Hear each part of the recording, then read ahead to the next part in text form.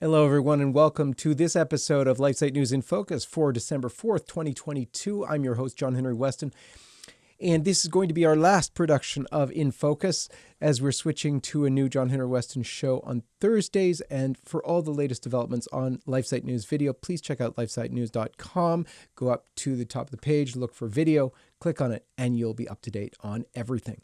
So this past week in the news, we saw news on Russia, what's going on with Russia pulling out of talks, nuclear talks. No one's talking about it. How come? Elon Musk is in the news, as well Ron DeSantis and others. You're going to want to stay tuned.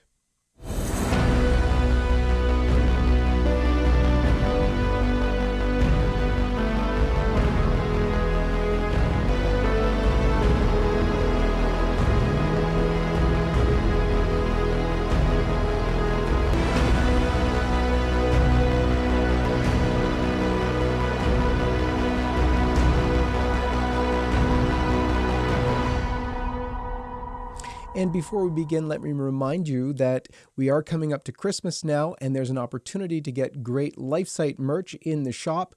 There is a LifeSite shop. If you didn't know, go to the lifesitenews.com page, top right-hand side, click the shop button, all sorts of awesome merch. Check out the mugs with the picture of the Sacred Heart of Jesus with My Lord and My God. It's just awesome stuff there for you, your family, especially those for whom you might find it difficult to find a gift for. Ashley Sadler over at LifeSite News is reporting that the European Union is warning newly minted Twitter owner Elon Musk that it might move to ban the social media platform from its member countries if Musk doesn't comply with the EU's rules requiring online speech censorship. So the EU Commissioner, Thierry Breton, who leads the implementation of the EU's digital rules, reportedly told Musk during a Wednesday video meeting that the bloc could ban or fine Twitter if Musk doesn't agree to combat so-called disinformation. And they're actually requiring an extensive independent audit that Musk would submit every year. Violation of this could actually result in a ban on Twitter in the European Union's 27 member countries, if you can believe it. And it's not only foreign threats to freedom of speech on Twitter. Florida Governor and potential presidential candidate Ron DeSantis blasted Apple when Apple apparently or allegedly said it was going to take Twitter out of the Apple Store. What happened was there was some disagreement between Apple and Twitter, Apple stopped advertising on Twitter, and then there was some talk of Twitter being taken out of the App Store, of the Apple App Store. Apparently, Musk seems to have worked it out with Tim Cook of Apple. But before that was done, here's what Ron DeSantis had to say. Concerning, and then when you also hear reports that Apple is threatening to remove Twitter from the App Store because Elon Musk is actually opening it up for free speech and is restoring a lot of accounts that were unfairly and illegitimately suspended for putting out accurate information about COVID. That's like one of the main things that's being reinstated. So many things these experts were wrong at, and you had people on Twitter that were calling that out. And Twitter, the old regime in Twitter, their response was to try to just suffocate the dissent. And Elon Musk knows that's not a winning formula, and so he's providing free speech. And so if Apple responds to that by nuking them from the App Store, I think that would be a huge, huge mistake. And it would be a really raw exercise of monopolistic power that I think would merit a response from the United States Congress. And so don't be a vassal of the CCP on one hand and then use your corporate power in the United States on the other to suffocate Americans and try to suppress their right to express themselves. You should be catching all this news at LifeSite News. I want to tell you something else that happened last week. Anthony Murdoch from Canada, LifeSite's Canadian reporter, he reported that the Public Order Emergency Commission, a commission set up to discuss or to look at what was used by Prime Minister Trudeau in declaring the emergency, in declaring a state of emergency over the truckers. So as they were doing this, one of the commissioners, one of the ones supposedly looking at this fairly, believe it or not, he actually said that he felt the freezing of bank accounts, these are private bank accounts of private individuals, but the freezing of the bank accounts of the truckers might have been justified. Check this out.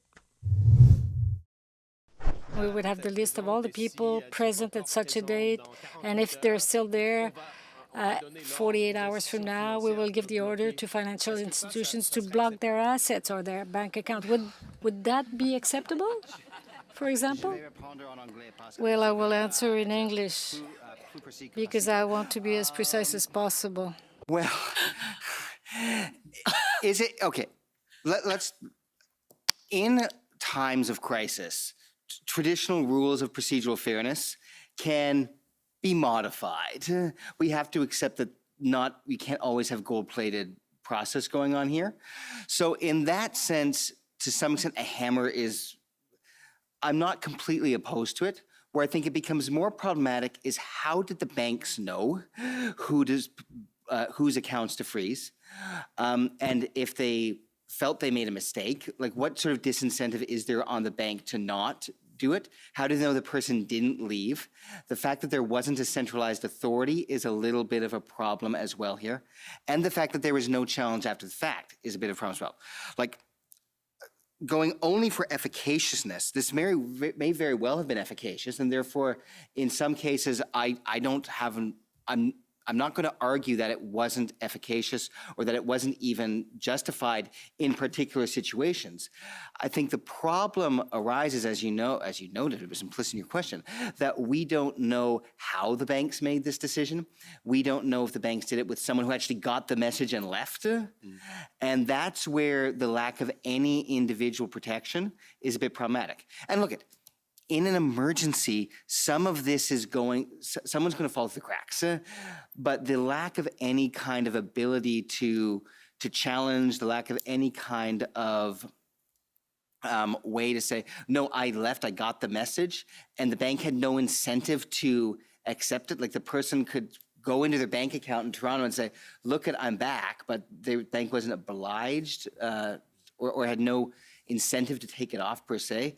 That's where I think it becomes slightly more problematic from a procedural perspective. Meanwhile, here's some news from Russia that you may not have heard. You know, it's amazing to me that during the whole of the Cold War, I mean, people were really taking the threat of nuclear war seriously. Children were taught doing drills on what to do in case of a nuclear war. But now it seems we're closer to nuclear war than ever. No one seems to be talking about it. Did you even know that last week Russia pulled out of nuclear talks with the United States? Well, Ashley Sadler reports over at LifeSite News that Russia postponed a series of nuclear weapons talks that had been scheduled to take place with the Biden administration this week in Cairo, Egypt. That was this last week, of course. And Russian Deputy Foreign Minister Sergei Birkanov told reporters in Moscow on Tuesday that Russia unilaterally opted to delay the meetings due to major disagreements with the U.S. regarding the ongoing conflict in the Ukraine. Also, California, you've got to learn about California because they've gone absolutely nuts. There's a report at LifeSite News by Jonathan Van Maren about California and what they're doing. You got to listen to this, especially in light of the Balenciaga scandals that you can read about over at LifeSite News. Get this. According to the UK's Daily Mail, thousands of child abusers in California are being freed from prison just months after being locked up. Over 7,000 offenders imprisoned for lewd or lascivious acts with a child under 14 years of age, for example, stayed behind bars for less than a year. Some of those freed in record time were guilty of raping children. What in the world is California doing? But you'd never know that from the mainstream media. So please go to LifeSite News to check this out. So here too, you will get a report last week at LifeSite News from Louis Kanufki, because I want to leave you with some good news on this Sunday.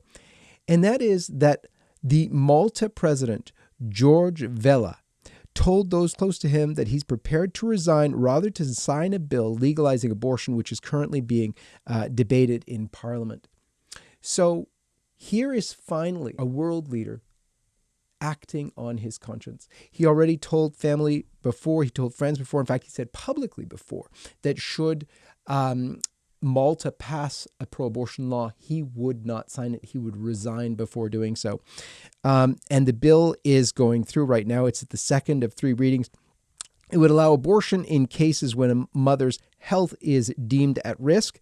And of course, this, if you don't recall, is always the first step to abortion. It's the first step that was used in America. It was the first step that was used in Europe. And this is just continuing the same thing. So Vella, who is himself, by the way, a medical doctor, has stated unequivocally that he supports life and opposes abortion in all circumstances. When he was elected president in 2019, in an interview published by the Malta Independent, he said he would never sign a law legalizing abortion.